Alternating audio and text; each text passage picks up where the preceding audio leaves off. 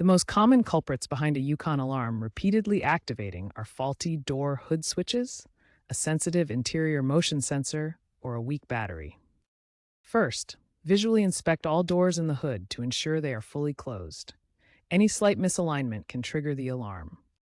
Next, consider whether recent activity inside the car, like moving objects, could be activating the interior sensor. Finally, a battery nearing the end of its life may cause erratic behavior in the alarm system due to low voltage. Addressing these potential issues is the first step to resolving the problem. For door and hood switches, clean the contact points with electrical contact cleaner to remove dirt and corrosion. For the interior motion sensor, adjust its sensitivity if your model allows, or temporarily disable it to check if false alarms stop. For the battery, test with a multimeter. A reading below 12.4 volts means replacement is needed. Use an AGM battery for better longevity. If these DIY steps don't solve the issue, visit a mechanic for BCM reprogramming or deeper diagnostics.